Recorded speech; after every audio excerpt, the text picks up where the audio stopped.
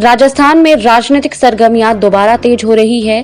कांग्रेस आलाकमान से सलाह मशवरा के लिए राज्य के पूर्व उप मुख्यमंत्री और कांग्रेसी नेता सचिन पायलट दिल्ली में हैं।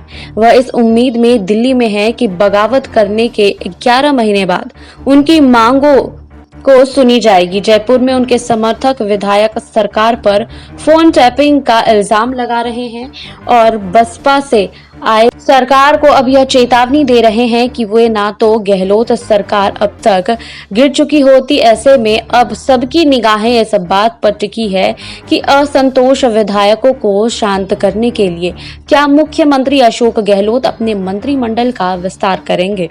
वहीं बसपा से कांग्रेस में आए 6 विधायकों में से एक राजेंद्र गुड्डा ने कहा है कि अगर वो नहीं होते तो गहलोत सरकार पिछले साल बच नहीं पाती।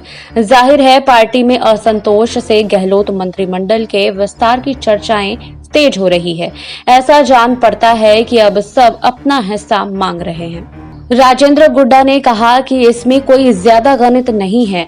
आज से लगभग 11 महीने पहले कुछ विधायक कांग्रेस छोड़कर चले गए थे और अगर 10 प्लस हम नहीं होते तो सरकार की प्रथम पुण्यतिथि की तैयारी होती। कैबिनेट तो मुख्यमंत्री अधिकार क्षेत्र का मामला है। दिल्ली में जिस तरह की बातें चल रही है, वफादारियों का क्या होगा, वो कहां जाएंगे। बताते चले कि 11 महीने बाद भी सचिन पायलट खेमे के लोगों को कैबिनेट में जगह नहीं मिली है और राजनीतिक नियुक्तियां भी नहीं हुई है। इसी मसले को सुलझाने के लिए वह दिल्ली में है, जबकि उनकी बगावत के बाद पिछले साल अक्टूबर के कुमार विश्वास की पत्नी डॉक्टर मंजू शर्मा को राजस्थान लोक सेवा आयोग में जगह मिली और उसी साल दिसंबर में राजस्थान चुनाव आयोग में शीतल धनखड़ को बंगाल के राज्यपाल जगदीप धनखड़ की भतीजी और कांग्रेसी रणदीप धनखड़ की बेटी है की नियुक्ति की गई। वहीं मंत्रिमंडल में फेरबदल अब तक क्यों नहीं हुआ, इस सवाल पर गहलोत सरकार का तर्क है कि कोरोना से पहले निपट लें, इसके बाद इस बारे में विचार किया जाएगा।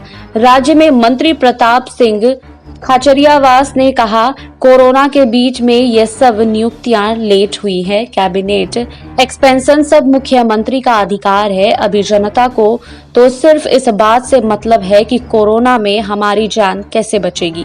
पायलट समर्थक अब शांत होने के मूड में नहीं दिख रहे हैं।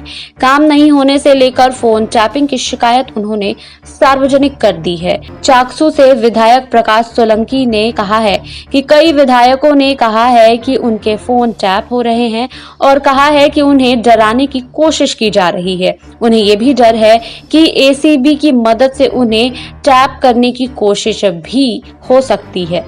वहीं आपको बता दें कि नेता और राजस्थान के पूर्व उप मुख्यमंत्री सचिन पायलट इन दिनों पार्टी नेतृत्व से मिलने की कोशिश में दिल्ली में हैं और उनका कहना है कि राज्य के सियासी संकट में समाधान का दावा किए जाने के महीनों बाद भी यह अनसुलझा है। वहीं जितिन प्रसाद के कांग्रेस छोड़ने और बीजेपी में जाने के कुछ दिनों बाद राजस्थान के नेता की यह यात्रा पार्टी के लिए अलर्ट का संकेत देती है। आपको बता दें कि जिसे अब नजरअंदाज नहीं किया जा सकता है। बीजेपी नेता रीता बहुगुणा जोशी के दावों को खारिज करने के कुछ घंटे बाद ही सचिन पायलट शुक्रवार की शाम दिल्ली पहुंच गए थे। कांग्रेस की पूर्व नेता जोशी ने दावा किया था कि उन्होंने सचिन से बात की है और वह जल्द ही बीजेपी में शामिल होने वाले हैं, क्योंकि उनके पास इसके पर्याप्त कारण हैं।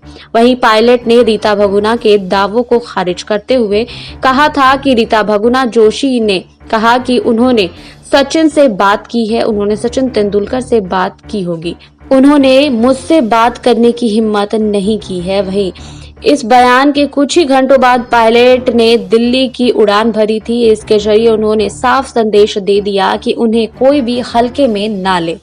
वहीं पिछले साल ज्योतिरादित्य सिंधिया के कांग्रेस छोड़कर बीजेपी में शामिल होने और पिछले दिनों जितिन प्रसाद के बीजेपी में शामिल होने के बाद पार्टी का एक वर्ग सचिन पायलट को रिस्क जोन मान रहा है। कि वह भी कभी भी पार्टी छोड़ सकते हैं। हालांकि उनके करीबी सूत्रों ने यह स्पष्ट कर दिया है कि वह बीजेपी में शामिल नहीं होने जा रहे हैं, बल्कि कांग्रेस में ही रहकर राजनीति करेंगे। उन्होंने यह भी कहा है कि पायलट अपने हक के लिए और कांग्रेस के भीतर सुधारों के लिए लड़ेंगे।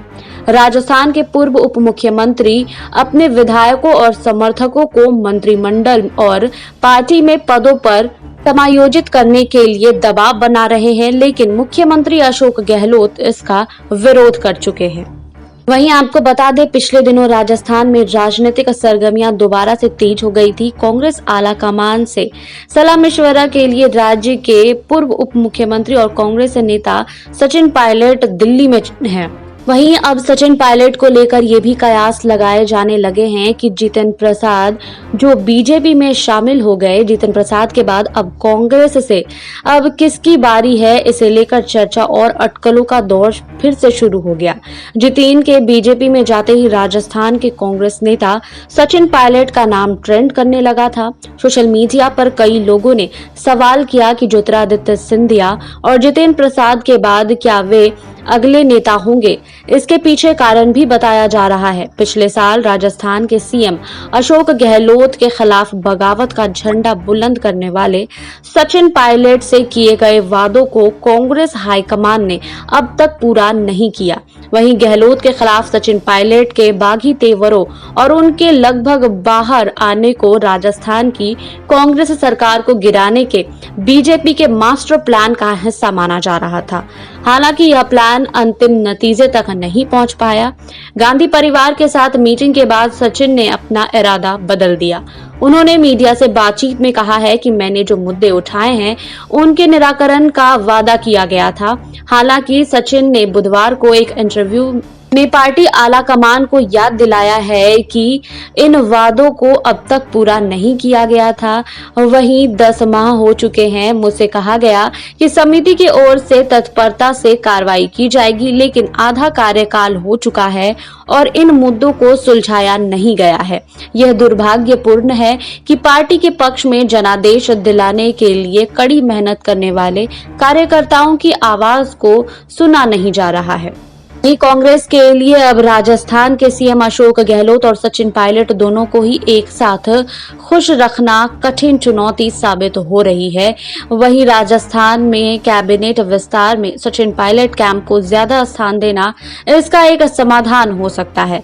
बताया जाता है कि सीएम गहलोत इसलिए राजी हैं, कैबिनेट विस्तार की मांग विभिन्न कारणों के चलते लंबित है। सूत्र बताते हैं कि पायलट की मांगों पर विचार के लिए गठित किया गया पैनल कि अगस्त के बाद से मीटिंग नहीं हुई है। इस पैनल के एक सदस्य अहमद पटेल की पिछले साल नवंबर में कोविड के कारण मौत हो गई थी। अहमद पटेल को कांग्रेस प्रमुख सोनिया गांधी का प्रमुख संकट मोचन माना जाता था। आपको हमारी रिपोर्ट कैसी लगी, हमें कमेंट बॉक्स में लिखिए। बाकी और खबरों के लिए जुड़े रहिए SPN 9 न्यूज के साथ।